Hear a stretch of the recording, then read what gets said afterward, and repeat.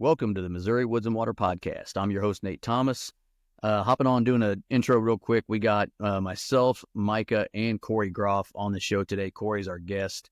I'm doing the intro by myself because me and Micah tried doing it after our recording with Corey, and it just didn't go well. So Micah hopped off, and I'm doing it myself. We had a little bit of technological problems with the recording. Nothing too bad. Micah lagged a little bit, and so there was a few little like choppy moments here and there, but nothing that caused any issues. So our guest today is our fourth guest Tales of the Chase in a row. Our old buddy Corey Groff comes on to talk about a second chance buck, and that's all I'm going to say. I don't want to tell the story. It's a awesome story from a lot of different perspectives. Especially if you're a bow hunter, been bow hunting a long time, you feel every bit of this with Corey. So that's all I'm going to really talk about, and be looking for our rut rifle recap, which should be coming out next week. That's when we'll talk about all the crap we had happen during the good things so far during the rut. So check that out. Let's do our sponsors real quick and then get into today's show. Athlon Optics. Check them out. Find a dealer near you. We know a few. You've heard us say their names. Get a hold of us if you can't figure out who to buy a scope from. It's about that time to, obviously it was just rifle season for deer.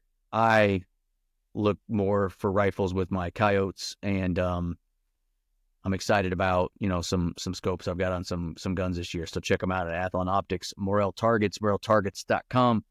Check out their new Mod Pro. And they're different bag targets, different solid core targets, all kinds of awesome options with Morel, which is what I love about them. You can have bag targets, you can have rubber targets. I don't know if you actually call them rubber, but solid core. And then obviously the big foam roller. The big roller is one of the biggest sellers out there. So check out Morel Targets, Midwest Gunworks. Use our code, the number 5 off MWW for 5% off. Anything on the site. If it has to do with a gun, they probably carry it. How about that? Ammo, guns, actual guns, parts. They pretty much carry most things. So check out Midwest Gunworks, Lucky Buck, luckybuckmineral.com. Haven't touched mine in a while now. Now that I'm tagged out, I might actually go dump some and stop worrying about hunting so much. Although I've got 2 sons that still want to go, and so I'm still playing that game of when am I going to go out to one of these properties and not actually hunt. So I probably won't be dumping Lucky Buck anytime soon. I need to at least get out, half a bucket to a few of these places. But check them out, Lucky Buck Mineral. It's a great product. On X, use our code MWW20 for 20% off. Got to go to the website. Easy to do. Save 20% on those elite memberships. And they're great folks out there, all kinds of different options. I thought about trying to find a new thing on there that I haven't talked about before, and I didn't do it. So check out OnX app, check the app out. Also, get on the computer if you've got one and check out your account on there. You'd be surprised at how many cool things are on the computer version as well. Black Ovis, use our code MWW10 for 20% off, or 10% off. Gosh, it's late. What can I say? Let's see, this is going to come out after Black Friday, so never mind the Black Friday sale, probably be over by then, but you should have caught it. If not, use our code, save some money. Camo Fire, download the app, find out what the daily deal is. Every day they change, every 24 hours. And then lastly, Reveal Cameras by Tacticam. Keep using them all the time. Just turned off a few that are dead that I need to go out. And here's what's nice. So I've got like 4 cameras that are dead, and they've been dead for 3 weeks, and I haven't been out to mess with them. So I just canceled my service, and you have the option to keep the camera on that place. So that's all I did. I just canceled the service and kept it. And then as soon as I go put a battery in, I'll re-up it. So I'm not having to pay for the monthly fee if I don't want to. It's easy to do. You can do it right there on the app now. You don't have to get on some website to do it. So check out Reveal Cameras by Tacticam and see what they got to offer. That's it for sponsors. And this is an awesome show with Corey, so I don't really want to wait to get into it. Let's just do it. Corey Groff, second chance buck. This is the Missouri Woods and Water Podcast. All right. With myself and Micah tonight, we got our returning buddy. It's been a minute. Corey Groff on the show. Corey, what's up, man? Hey guys, how you doing? Thanks for having me back. Anytime, brother. Anytime. As you can tell, Andy's not here tonight, and he, I don't know. He just doesn't want to talk to you about the 204, I guess. I don't know. Yeah, he's still mad at me over the 204 comment. That's all right. He'll get over it one of these podcasts, right? He does say he's sorry. He's on dad duty, and his wife had to work later than she was supposed to. So he is still on dad duty as we speak. I got you. So today's show is much like last week's show. If you didn't listen to the Tales of the Chase that we had with Gage Bohannon on, you need to go and listen to it. It's an awesome story. This is sort of like that. Gage is a big-time coyote hunter and also a big-time whitetail hunter. And Corey is the same way. You know, I mean, I met Corey as a as a coyote hunter, and he gets out in the whitetail woods just as much. So that's what the show's going to be today, is actually about a whitetail. And what's cool about, well, we don't even have to talk about what's cool about this show, but before we do get into it, for anybody that might not know you, Corey, talk about who you are, where you're from. All right. Well, my name's Corey Groff. I live down in South Central Missouri. Been here for, I guess the last 37 or 8 years I've lived in this area, and I'm a coyote hunter. That's really my passion, but man, I love chasing whitetail. It's been something I've been doing just like all of us ever since we were little kids. But yeah, that's just it, man. Me in a nutshell, just living the good life here in Southern Missouri. Yep. I didn't know. I didn't know you. I think that's the first time I actually met you in person. Go ahead, Micah. I was gonna say I didn't know they grew deer that big down there. Yeah, the funny thing is, it's come a long ways down here. I live in Texas County, Missouri, but I actually don't hunt in Texas County very much. I do hunt a little bit. Of course, I cut my teeth on bow hunting here in Texas County, but I actually do most of my deer hunting up in North Central Missouri. So Okay. That's where I spend most of my October and November. Yeah. Nice. Well, we're gonna get into this show. It's cool because, well, this deer comes up twice in this show, and that's what makes it cool. So before we get into this year's story, which I only know the very top 10% of this story. All I know is what Corey and I were texting back and forth during the hunts or during the season, and that's about it. So I don't know the rest of it, and I know it's going to be good. But before we get into the actual hunting, let's talk about the property you're hunting this deer on itself, you know, without giving away coordinates and all that. What's the layout? Gotcha. And, you know, how does it hunt? What do you got laid out there as far as the property itself? Well, I actually probably could pick a better layout if I could. It's not a great layout. The property lays on a river with flood control, so it's got a levee to it. The property is basically it's from east to west long than it is wide. Over the flood control is like a lot of Missouri, northern Missouri part. A lot of row crop. There's usually bean fields, corn fields, just that kind of terrain right there. Like I said, if I wanted to hand pick something, it'd be something different, because this property is really hard to hunt if you don't have a north wind, just because the way it lays up against the river. But and that's something that I really battled this year because, we're all from Missouri, and it's been kind of unseasonably challenging, I guess I should say, as far as the weather goes. It was really warm to start off, bow season. And Yep. I guess I should back up and say it was really dry to start out with. We had a really wet year all the way up to September, and then bone dry. We didn't get any rain from about the last of August till what was it? About the middle of October. Uh, went on a really dry spell. But anyway, it's been unseasonably warm. We've had a lot of south winds, and that's one thing that made this hunt really challenging for me this year. And but as a buck hunter, as a big buck hunter, you got to improvise, you got to change tactics, and it's kind of what I did on this year. So Yeah, for sure. It makes it hard. Yeah, because you're right. I mean, I think pretty much the entire Midwest has experienced that this year.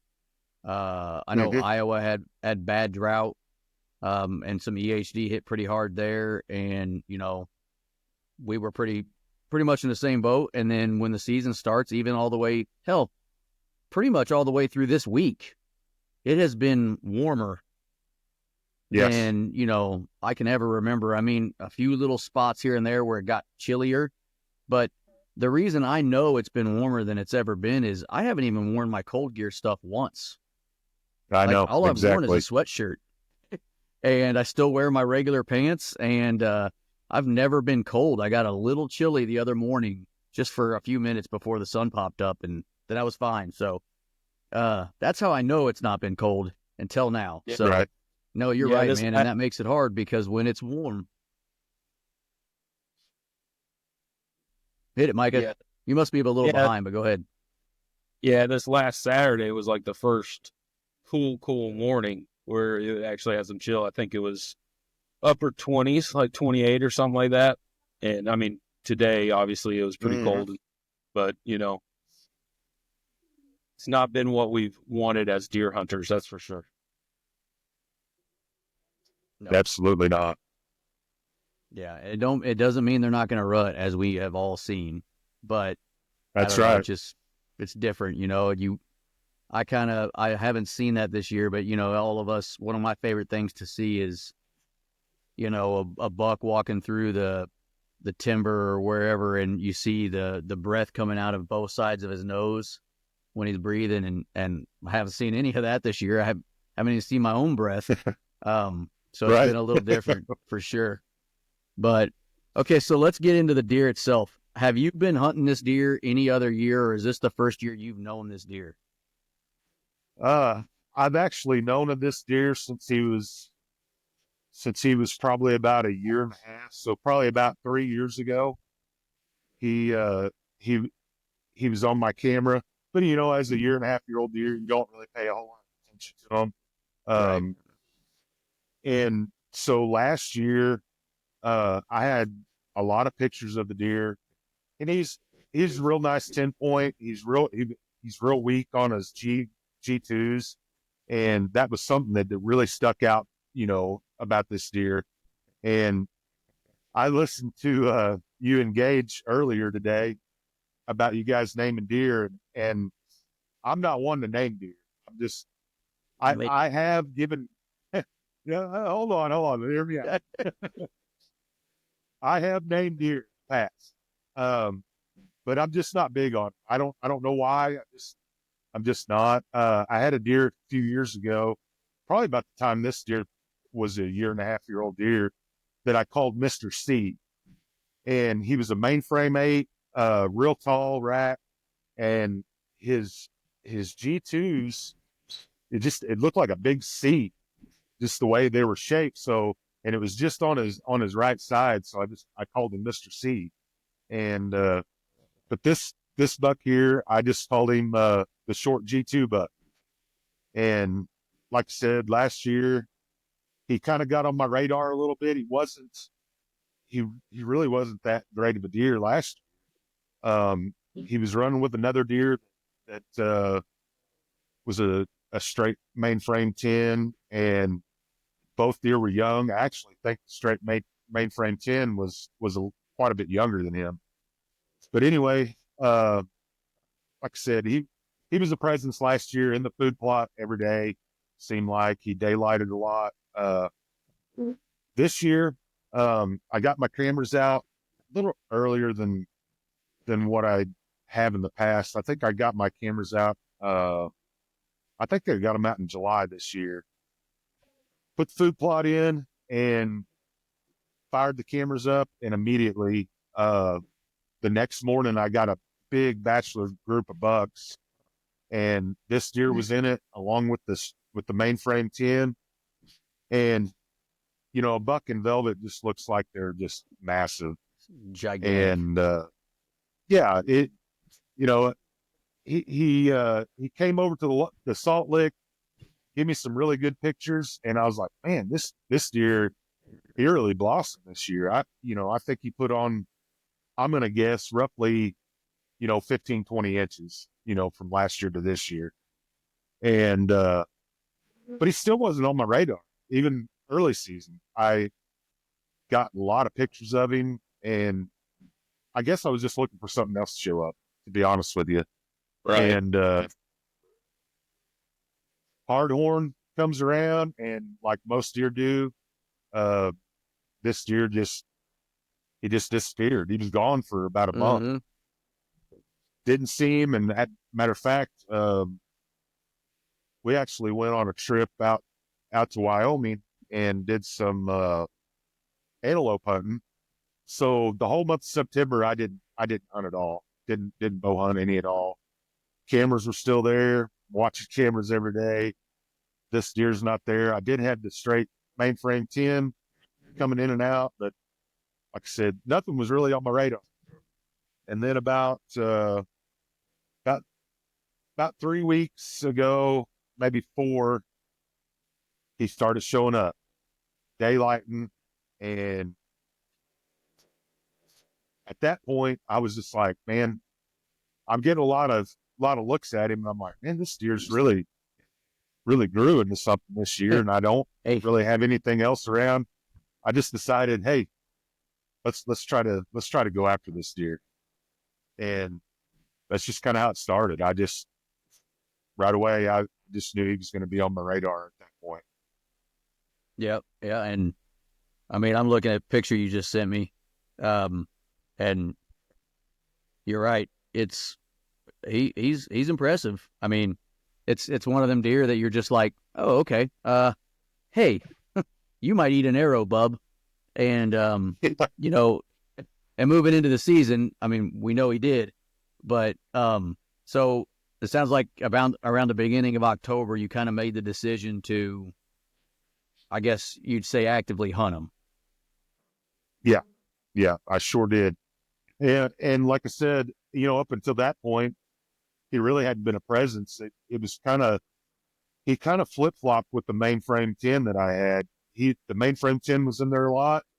And like I said, these guys were running buddies. So, I know once Hardhorn comes around, testosterone starts flowing, bucks start fighting. And I'm sure one of them, just took over the spot, and I'm pretty sure, it ended up being the buck that I shot. But, so I'm like, yeah, let's try to hunt this deer. So the first weekend I went after him was probably mid-October is when I decided to just, okay, it's time for me that's my favorite time. I don't usually do a whole lot of bow hunting, early season. And we get back from Wyoming, I get settled back in, and I'm like, all right, it's time to get down to business and try to hunt this deer. So I've never seen this deer in person. I've seen this deer on camera. Going back probably 3 years to when he was a year and a half old, I might have had him, at bow range a different time, but I really don't remember, to be honest with you. Right. And so anyway, nothing. Hunt him the first weekend, nothing. And bins that I hunt about 3.5 hours from my house, it's kind of hard for me to schedule, a lot of these, especially when you see them on camera all week long. You're like, how am I going to hunt this deer? And so You kind next of weekend rolls like around. your plan. Sorry to interrupt, but your plan basically, like you can only hunt them on the weekends for the most part, unless you take time off work. And so Exactly. if you're driving up there to hunt, it's kind of like, well, I can't screw around and not hunt. I'm here. I just drove 3.5 hours one way to hunt this deer. I got to hunt this deer. And so with the southerly winds that we've had this year, that's kind of what you're getting into with this property. It's really not set up for that, Yes. but I'm here. I got to hunt his ass. Like, what am I going to do? Sit in the truck and just do nothing? So, Exactly. I get it. Like that's what sucks about, properties. Me and Micah don't, well, Micah kind of has done that before, going up north to their deer camp, but that's only been for rifle season. And he hasn't done that in a little while. Whereas like I've never traveled more than an hour to go hunt, right? Like that's just, so if I got time to drive an hour and then an hour back home, I go and hunt. Whereas you got to plan it. Like this is when I can do it. I got to go do it then. Might not be the best Yep. scenario for you, but it is what you have. That's exactly right. And actually, the first weekend that I hunted him, I think it was the weekend before youth season. The first day that I went after this deer, I had a good wind, was able to sit in my bow stand. The following day, which was Sunday, it was a southeast wind, and I was done. I couldn't hunt there, and I'm like, man, this sucks, and Right. so fast forward to youth season weekend, which was, I don't even remember what weekend that was, 23rd or 4th or something like that. Same wind all weekend. It was southeast wind all weekend. Yep. And I actually got two stands on this property, and one of them sits out by the water control levee. And it's really not set up for a bow stand. It's really set up more for a rifle stand because you're hunting more crop than you are, anything to really bow hunt. Right. And so going into that youth season weekend, I just decided, well, I want to hunt this deer one way or another. He's been daylighting. I kind of had him patterned. At that time, it was before the time change. It was every morning at 8:30. This deer was coming through the middle of my food plot, and I'm like, man, I've got to get in here somehow. I got to figure it out. So anyway, that Saturday morning, I decided to hunt my stand that was out on the levee, and it's from where my food plot is at to the stand that's on the levee. It's about 200 yards difference, and lo and behold, 8:30, I feel my phone go off in my pocket, look out, and I got a notification off my camera, and it's him standing in my food plot. And I'm like, well, I know he's about 200 yards away, so I'm going to give him a few minutes. So Right. he's kind of headed my direction, but he's actually going to be more south of my position if he stays in the timber. So I waited out just a little bit, and reach up, and I grab my rattling horns. I hit my horns, hang them up, grab my grunt call. I grunt a couple times, literally reached up and grabbed my bow. And when I grabbed my bow, I looked down and I seen him about 50 yards coming through the timber. And I'm like, this is it. This, I Could have worked told out this to any a real better. good friend of mine that lives right. Well, this is where it all goes south. At that moment, So you were like, yes, this is perfect. exactly. So I want to say something here that I feel that I haven't done myself any favors as a sportsman in the outdoors. I've been an archery shooter most of my life. And back in the early 2000s or the mid 2000s, that's all I could think about was shooting my bow. I would stand out in the yard for hours and shoot and shoot and shoot and shoot. And me and two other friends, we would take the weekends in the summertime and we'd travel around and we did all these different 3D archery ranges, on the weekends. We couldn't get enough of it. And at that time, I don't feel like anybody really could have outshot me. I'm sure people could have outshot me, but I didn't feel like they could. But to be honest with you, with work and life and just other things, I've kind of put, my shooting on the back burner. And this is something that I didn't really realize that what I was doing to myself until this moment. And so the deer's coming. He's about probably 40 yards at this point when I reach up and grab my bow off the rack. And I have to spin plumb around in my stand for the opening that he's getting ready to come in. And I'm telling myself, I'm like, yeah, be smart. You got him right here. Do the right thing. Reach in my pocket, grab my rangefinder, and there's two openings that I know that this deer is going to come. Mm-hmm. If I can't get him stopped in the first opening, I know I'm going to get a shot at the second opening. So I reach up, grab my rangefinder, and I click it on the first one, click it on the second one. I was 28 and a half yards on the first one, and I was 31 yards on the second one.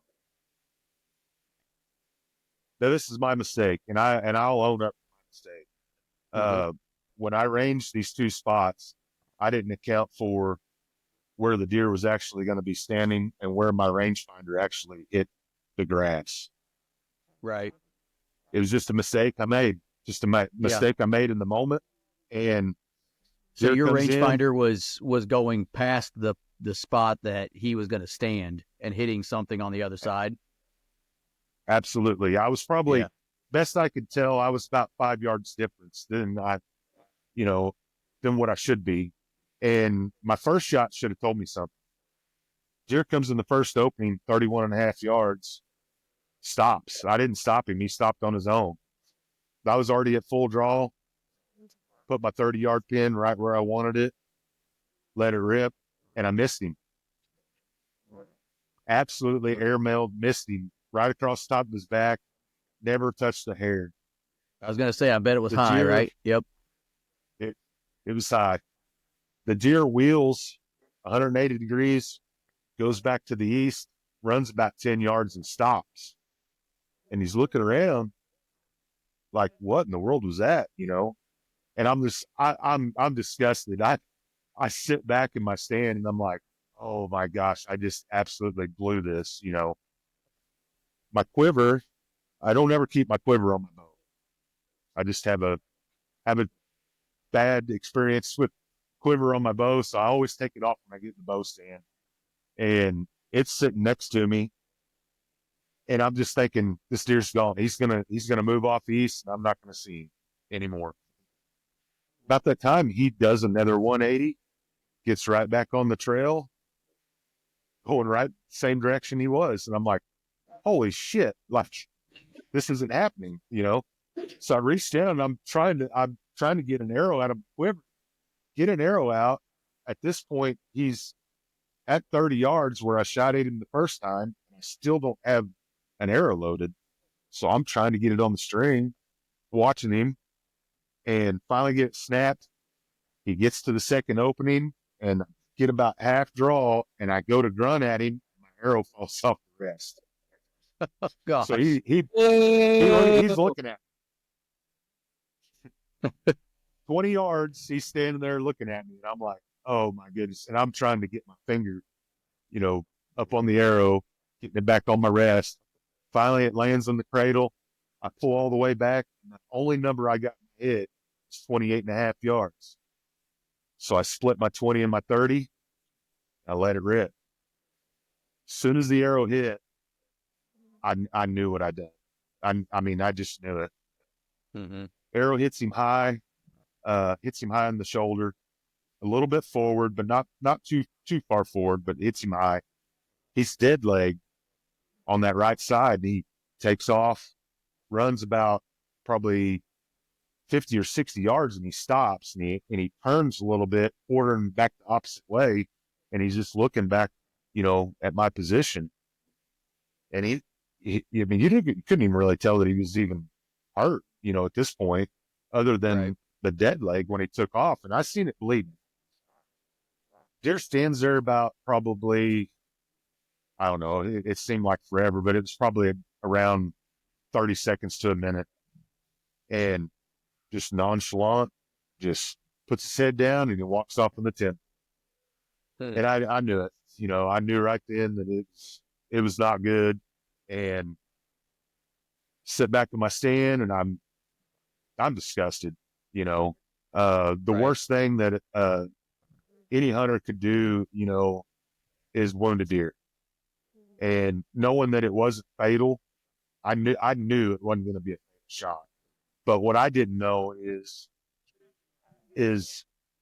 was it fatal enough to injure him to where he didn't want to, move around, if he just wanted to go and bed up somewheres, couldn't fight coyotes off or Right. whatever, I just sick about it. And so I get out of my stand after about 20 minutes, walk to my pickup, call my buddy, and I'm like, listen, I'm going to send you a picture of deer vitals. This is where I hit the deer.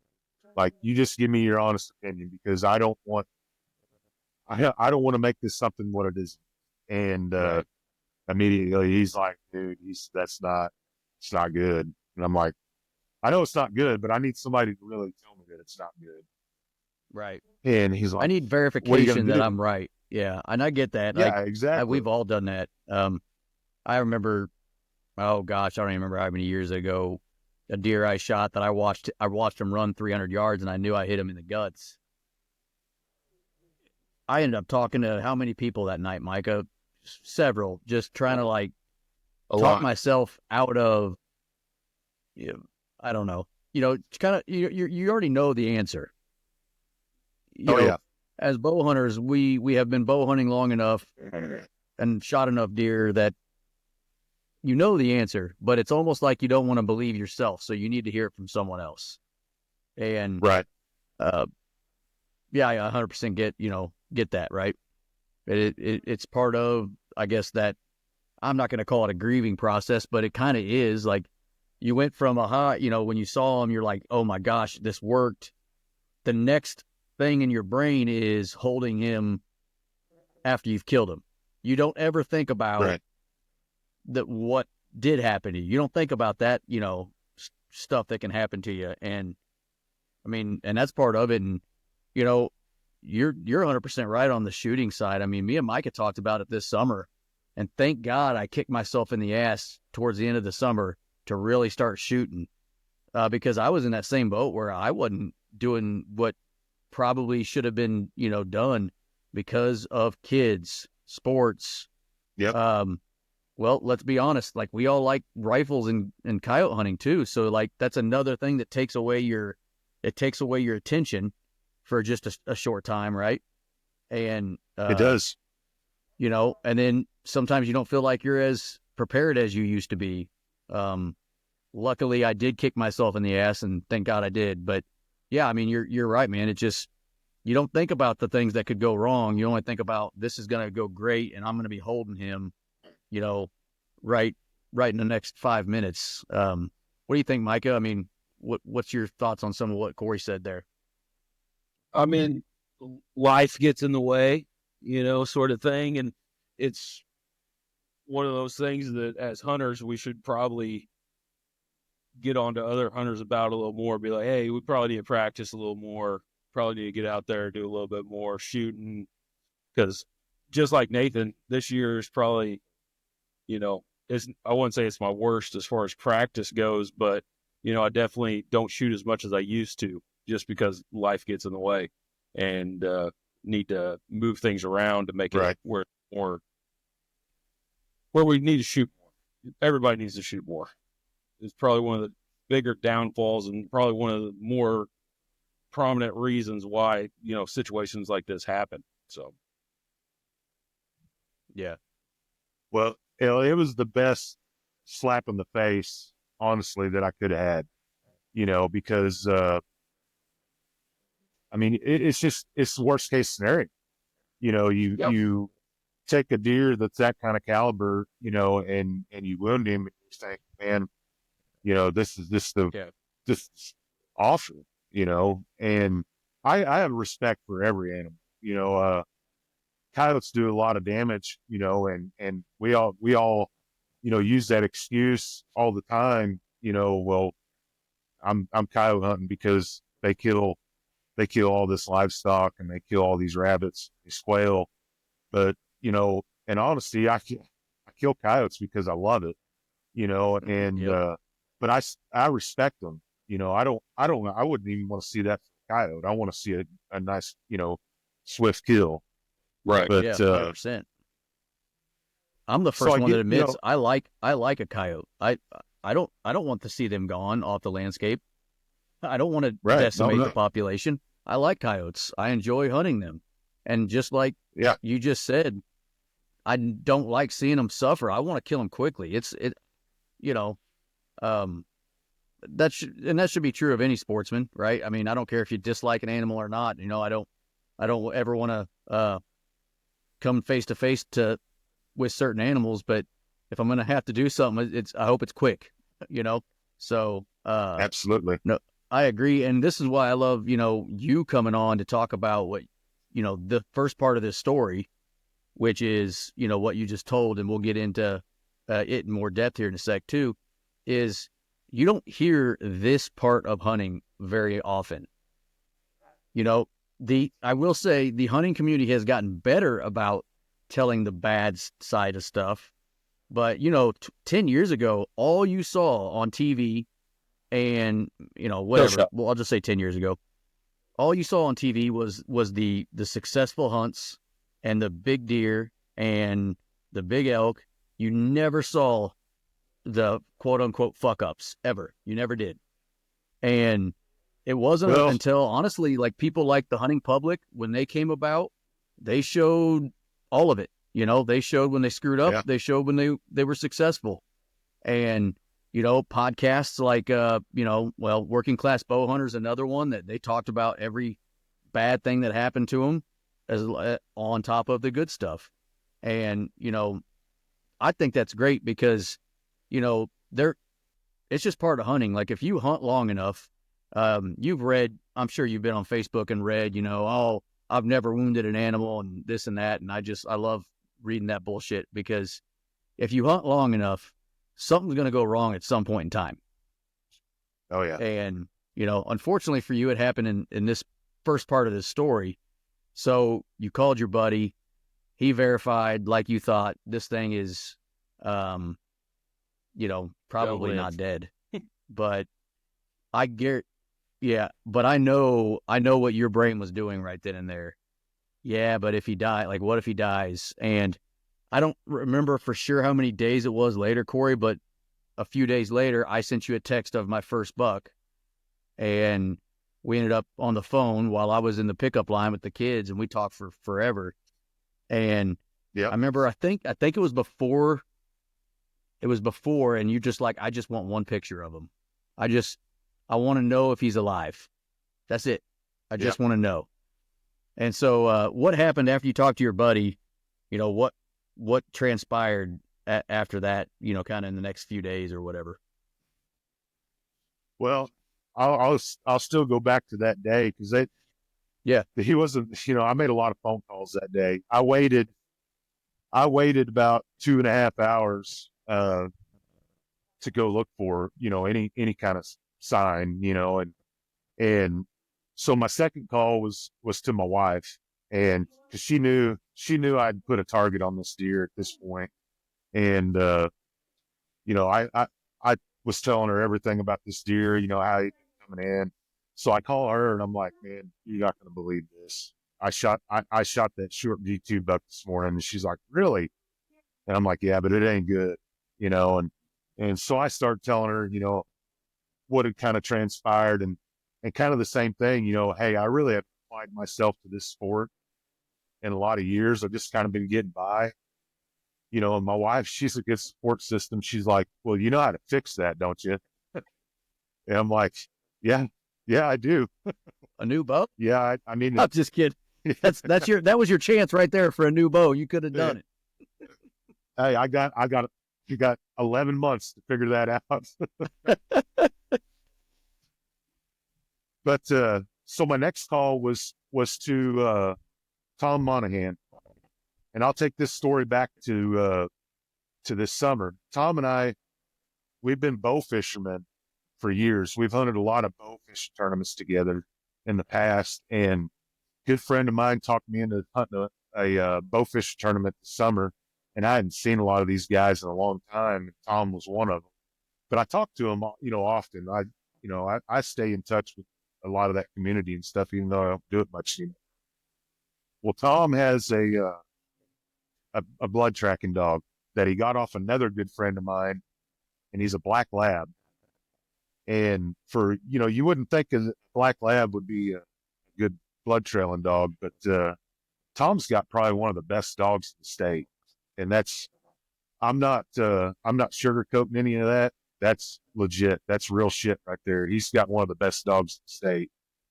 And he told me back this summer, he's like, hey man, he said, you need me to track for you this winter. He said, give me a call. And I'm like, I ain't gonna need you, And that's what we all say. Yep. So he was my third phone call. And I sent him the picture of a deer's vitals, showed him right where the arrow hit. He calls me immediately, calls me right back, and he's like, he's got a lot of confidence to him. Tom does. I think him and Bear have been on like over 500 or 600 track jobs, and so he's kind of been there, seen it all kind of deal with. Yeah, and he talks to me with a lot of confidence. He's like, he said, Corey, he said, track that deer, do whatever you want. He said, but that deer's not going to die. And I said, okay, how are you so sure? And he goes, well, I just tracked one like that yesterday. And he said, it didn't die either. And I said, well, Tom, I said, I feel horrible if the damn coyotes eat this deer up, And he's like, dude, he said, I give you a 5% chance that deer's going to die and that you're going to find him. He said, what I do, he said, I get my ass in the bow stand this evening and I'd hunt him again. He's going to come right back. I'm like, dude, are you serious? He's like, I'm dead serious. He's like, man, he said, I see it all the time. He said, that shot placement right there, he said, you didn't get enough penetration. He told me all the things I really needed to hear in that moment. But I still had that block, and I'm tracking this deer as I'm talking to Tom on the phone, and he's telling me exactly what I'm going to find as I'm on the phone with him. And so I'm getting about to the tail end of where I want to take this deer. And he's like, do what you want. He said, take it another 50, 100 yards. He's like, but I'm serious. He's like, I guarantee, he said, in 3 or 4 days, he said, you're going to get that deer back on camera. I'm like, man, it was one of the hardest things to walk away from something like that. Cause, I even asked him, I'm like, man, are you sure you don't want to bring Bear up here and just, run this out for me? He's like, not for a 5% chance I'm not. I'm like, all right, man. All right. I told him, I said, man, I said, is anybody else telling me this? I said, I would not take their word for it. I said, but I trust you, Tom, and we're just gonna see what happens. So I go home, and this is all that's been on my mind. This was on Saturday. So Sunday, Monday, Tuesday's the election. And we have a historic flood here in Texas County. Our power went out sometime that night about 11 o'clock. We ended up getting like 12 inches of rain in like 8 hours.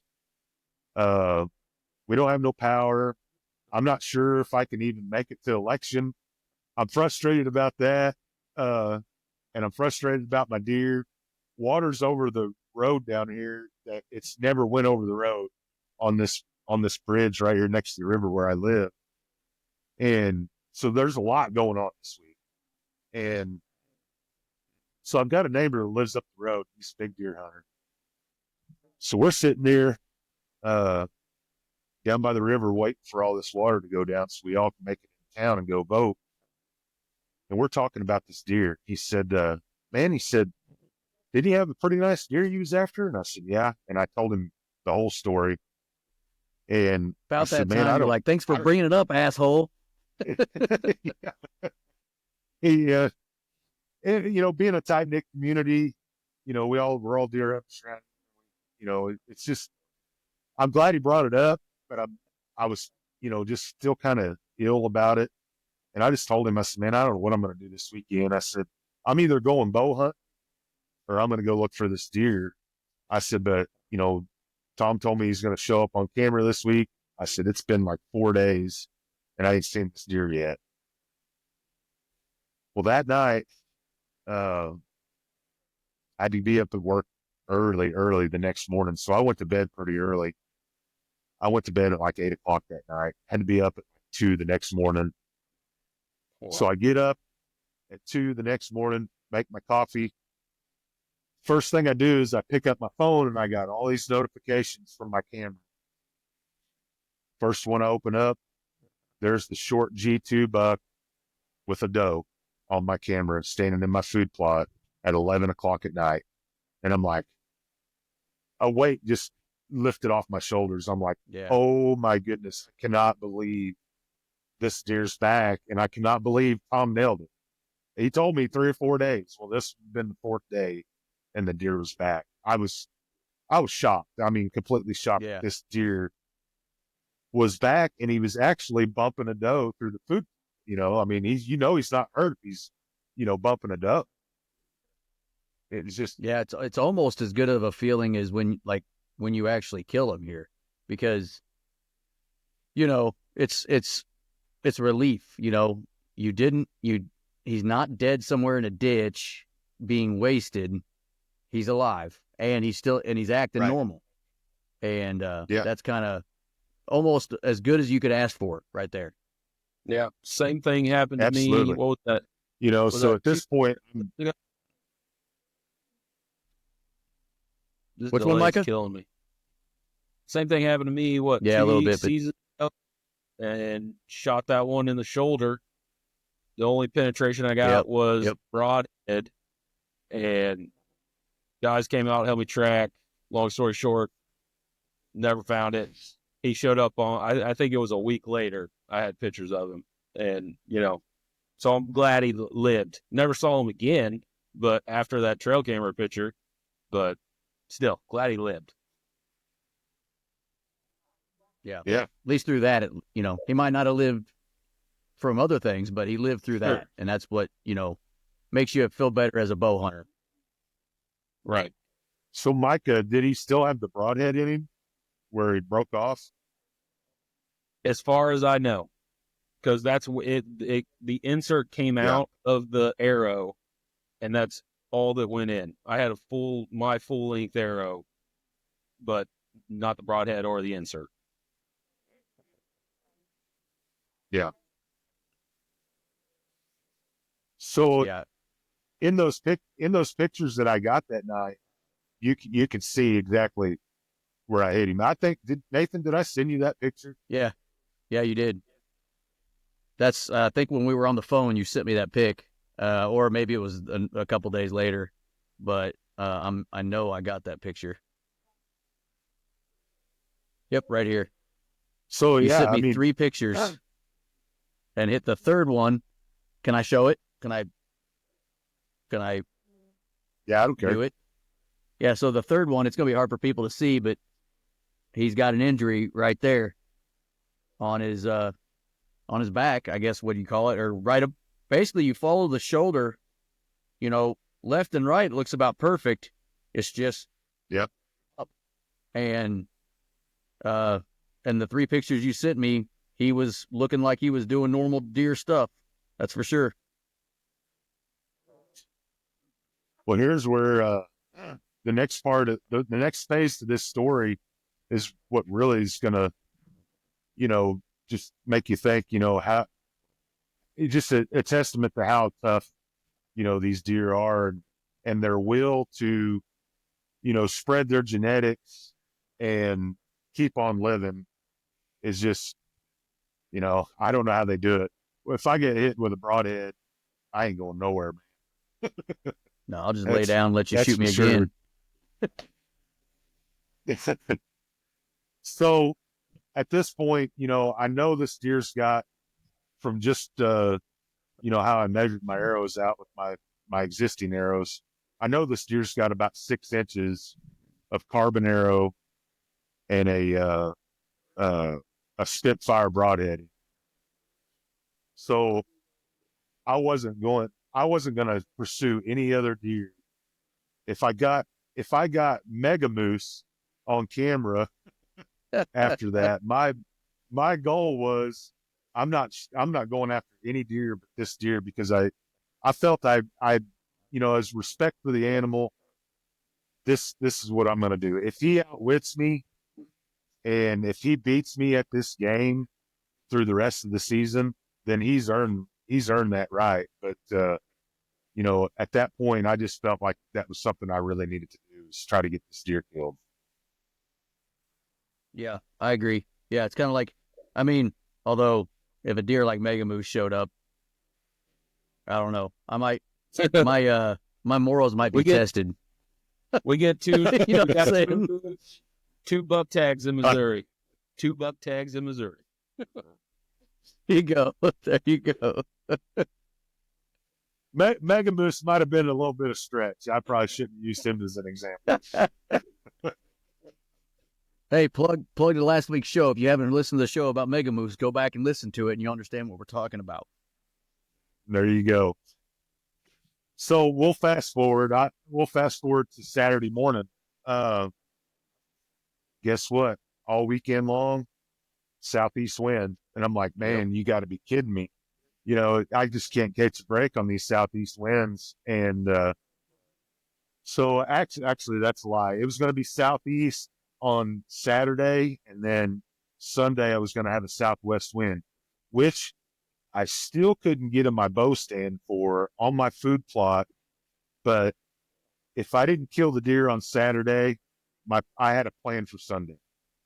So Saturday morning, there was a chance of rain. It wasn't raining when I got to my location I was going to hunt, and I had about an hour window before it started raining. And I thought, man, maybe I can get this, maybe I can just see him, within that first hour. So hour comes, I'm doing a little grunting here and there. Didn't really want to rattle because I already hurt this deer, when he came in on a rattle. So I didn't really want to spook him off or something like that. So that was going to be not in the cards at all. So I was just going to stick to this little light grunts and stuff. But anyway, that didn't work out. Started raining. And I thought, man, I'm going to wait this rain out. It's only supposed to rain for about an hour. And what it looked like on the radar is light rain. Wasn't falling out of the sky as light rain. I mean, it literally dumped on us. And so it's like 7:30, and it is just, it's like piss pouring out of the boot. And I'm like, I'm getting soaked. I'm going to the truck. Yeah. So I like that one. Piss pouring out of a boot. Yeah. It's like a 1/4 mile walk back to my truck. I sit down in my truck and I pull off my outer shell, and I was going to hang it up, let it dry off for the next hour. My phone goes off as I'm sitting in the truck, and here's the short G2 buck coming across my food plot. Literally, I had been in my truck 3 minutes.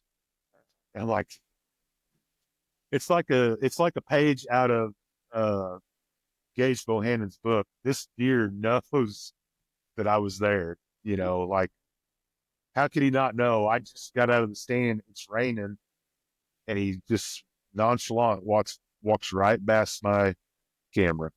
Yeah. So immediately, I have a good feeling I have a good feeling Mega Moose was taunting him.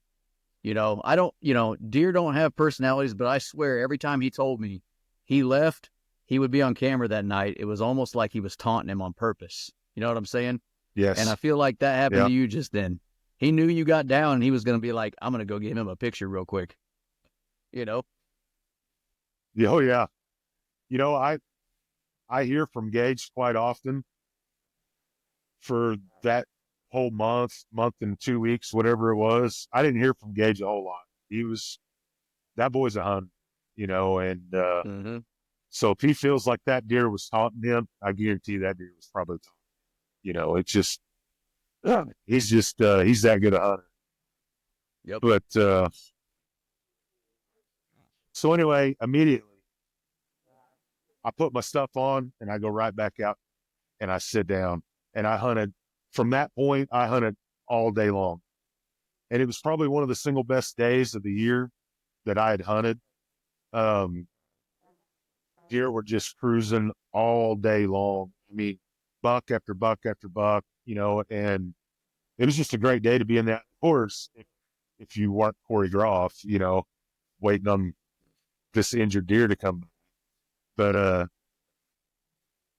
so anyhow, the next morning, southwest wind, I decided that I wasn't going to be able to get in my bow stand again, but I was going to sit on the ground just across from my food plot.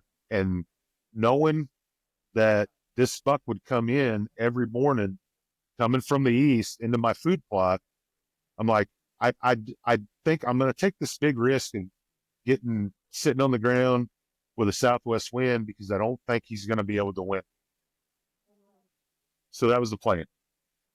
Go in that morning, right at dark or right at daylight. I get settled in, and I have another banger. I mean, it's just deer after deer after deer.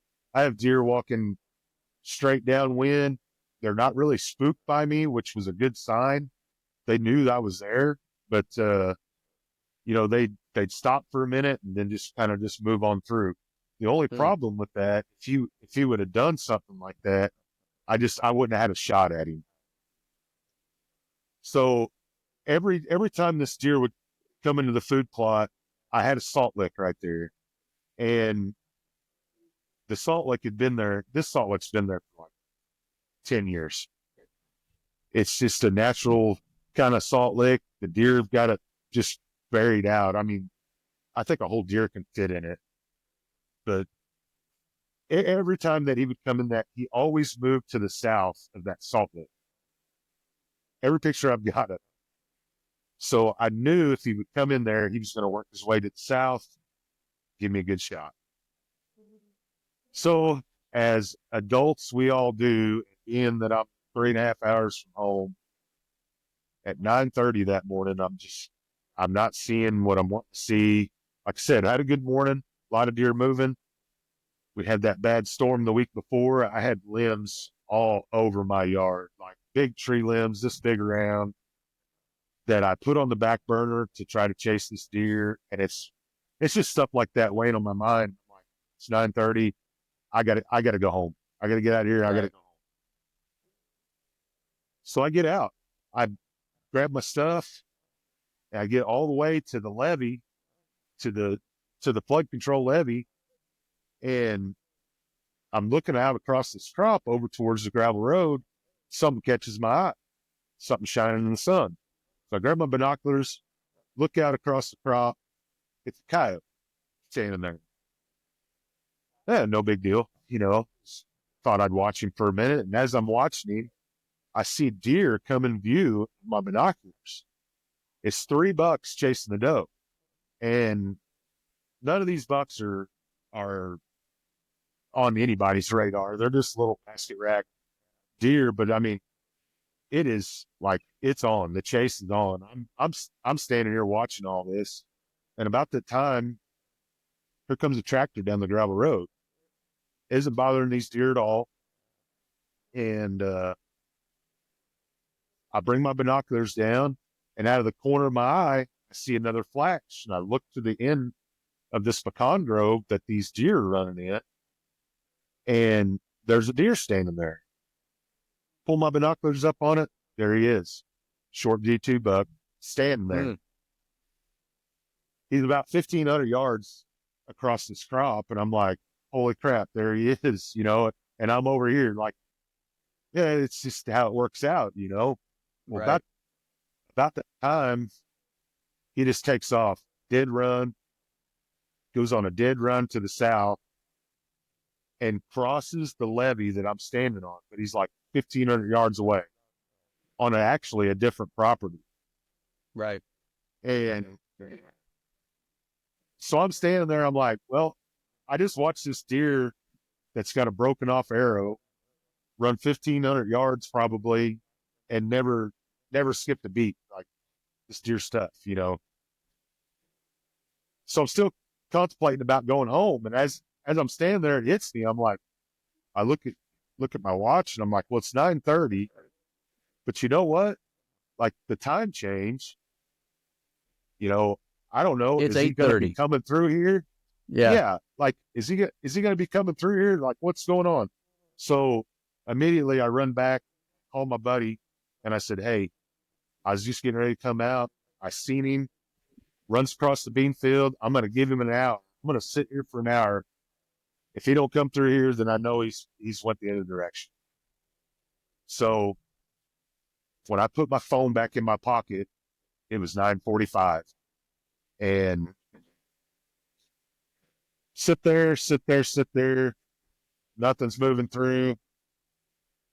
I don't know how much time has gone by, so I reach in my pocket, pull out my phone. It's 10:05.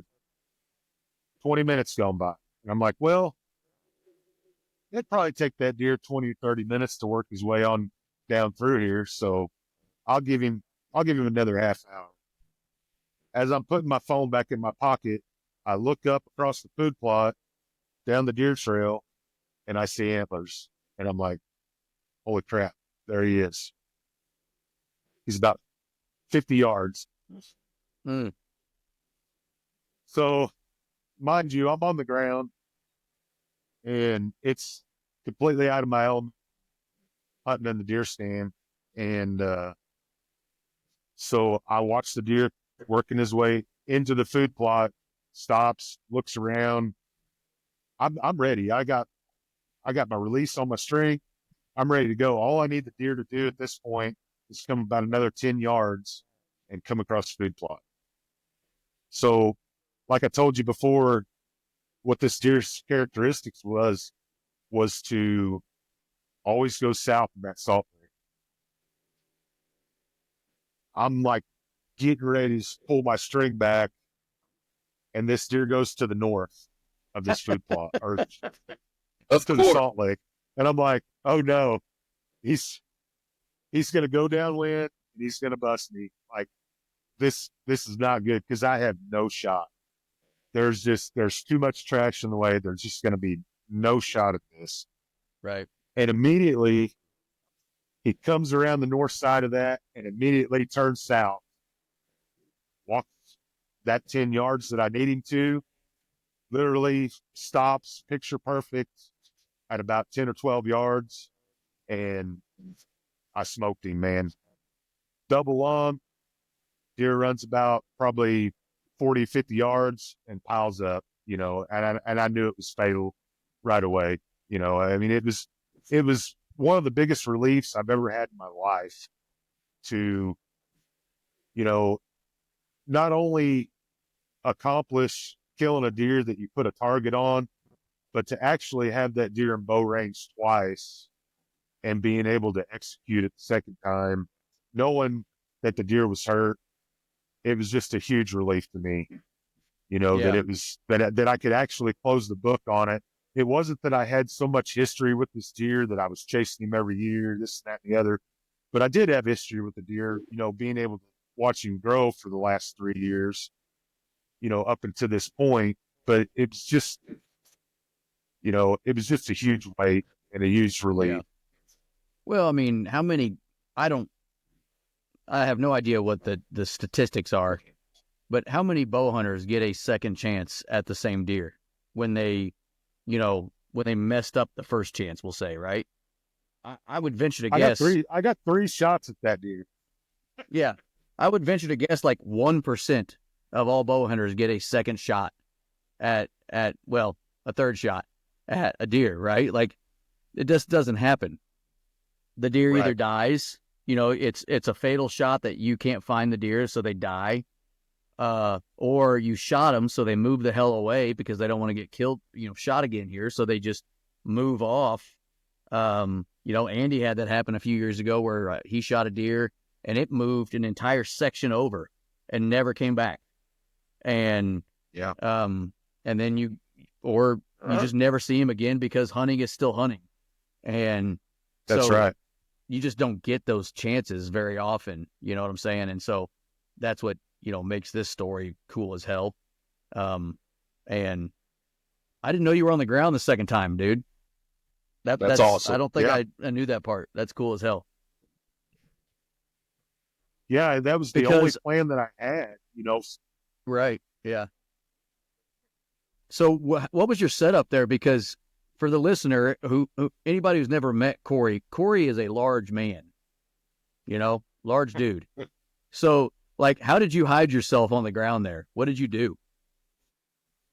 So, as luck would have it, when we put this food plot in, 4 or 5 years ago, we pushed a lot of the timber and stuff, to the perimeters of this food plot.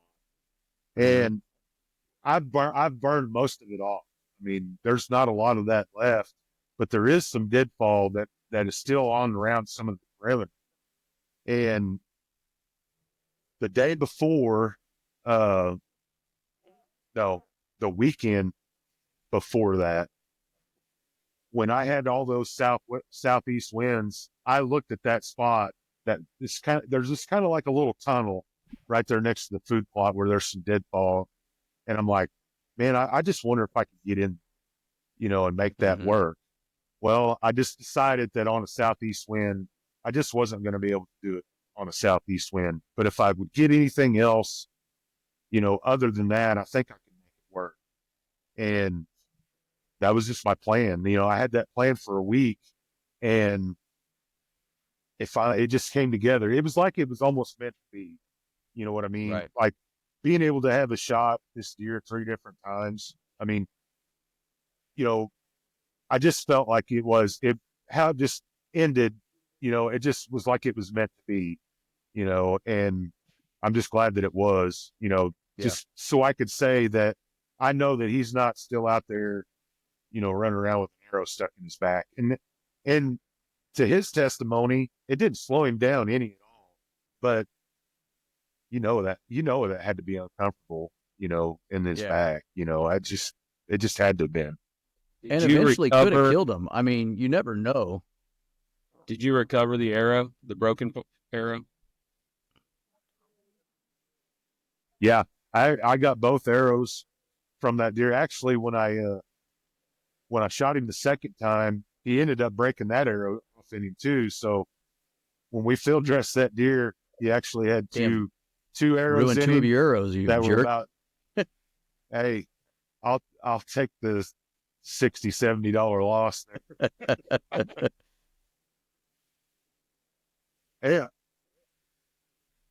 Yeah. Corey sent me a picture. Oh, hell yeah.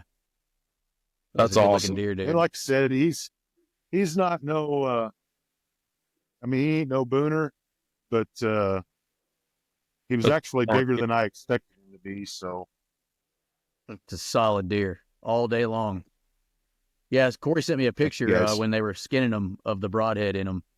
And so it looks like your initial shot went right under the spine. Right under the spine. Yeah. Yeah. If the broadhead would have been standing up, I would have spine shot him the first shot. Yeah. That's crazy. I mean, it is right on his spine and it didn't do anything to him. You said he kind of dead-legged a little bit, and I'm guessing it, kind of gave him that spine shock or something. But yeah, I mean, that broadhead is laying horizontally, or I guess what would you say, like along his spine, and if it would have been the other way, it have snapped his spine in half, and he would have just fell down right there. And that literally might have been 2 millimeters. I mean, is all you were, off from, spining him. That's crazy. I'm not familiar. It was Spitfire. It was roughly a quarter inch. Well, I'm Micah, not familiar with that Spitfire. Is that a mechanical or is that a fixed blade head? It's a mechanical. It's a 3-blade mechanical. Oh, excuse me, guys. you're good. So being a 3-blade, it actually just, I mean, where the angle was on that 3-blade, if it had been standing up, I mean, it was spinding. Yeah.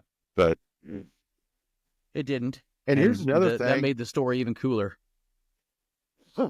Here's another thing that when I went to go pull that arrow out, it wasn't stuck. It was just laying in there. Wasn't stuck in any bone, nothing. Dang. It was just laying there. Well, that's crazy. So yeah, man, I mean, that, I don't know, that's kind of like the story of perseverance, those second chances that you just don't see very often in the hunting world. Like I can't think of a time in my hunting career where I have had a second chance. I mean, I don't think I have. Micah shot that one and the deer was alive, but he never had a second chance at it. I mean, that was the one shot he got, and that's usually what you see. You got your shot. You hopefully didn't kill him if you messed it up, and you never see him again. So, yeah, dude, that's an awesome story, and one that I'm glad it happened to you. Not that I'm glad that the first part happened to you, but if anybody was going to have redemption, I'm glad you got it, because it sucks seeing folks that you like going through shit that is not good for them, and they feel bad, and you're wondering all these things like, oh, is he alive? Is he gonna live? Is he not gonna live? You got the picture of him. Now he's still alive, but is he gonna make it? All these things. So I'm glad it worked out, and that's what makes it that much better of a story. So for the listener that has this stuff happen, I mean, shit happens. Like, that's hunting, and I'm the first person that gets negative. Mike will tell you that. I get negative if things go wrong, but that's a good it's a good reminder to people that it ain't over. You never know, the craziest things can happen. So, well, and this whole incident really, I think it really taught me something about myself too. Like I said, not keeping up with the craft, in the sport, was one of the lessons learned here for me. And the other is just like what you just said, it's not over. I think there's a lot of people that probably could have just gave up on something like that. And, I hope that they wouldn't, but, just know that, do everything possible, to try and make it right, and good things might happen. I think that was part of the lesson, Yeah, for sure. And one part of the reason we wanted to, do the story. I mean, I think as soon as you sent me the text that said, I got him, just smoked him. And then I sent you 3 text messages over the next hour, you jerk, by the way. I was sitting there like, where's this picture? Where's this damn picture?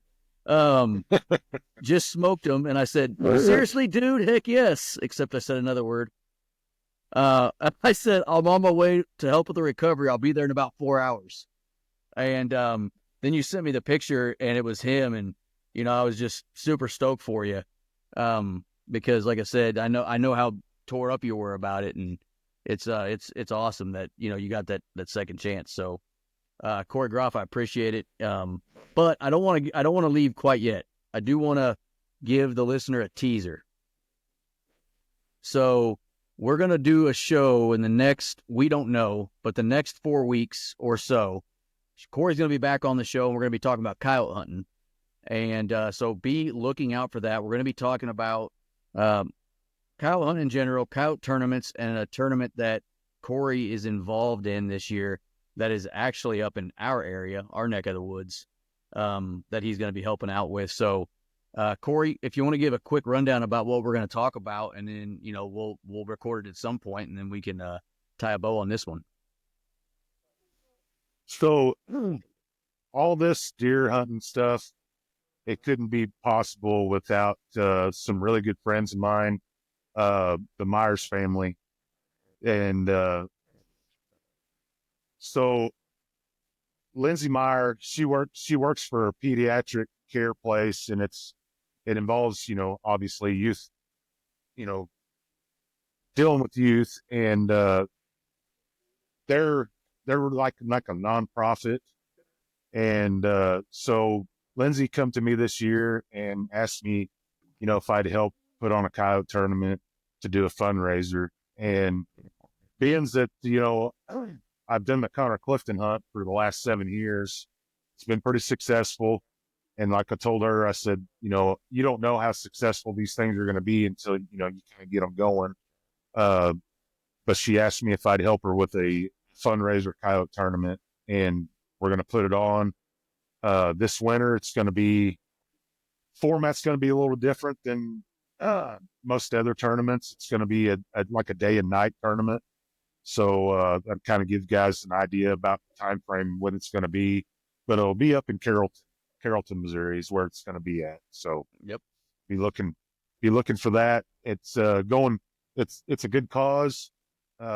So we got to step back, a little bit, and just remember it's not all about the money and the prize. Sometimes that it's I like to help people out when it's when it comes time. So yeah. So be looking for that one. We're gonna release that kind of soonish. We don't know exactly when yet, but it's going to be within the next probably month from when you hear the show that you're hearing right now as we're talking. So, hey, Corey, congratulations on an awesome deer.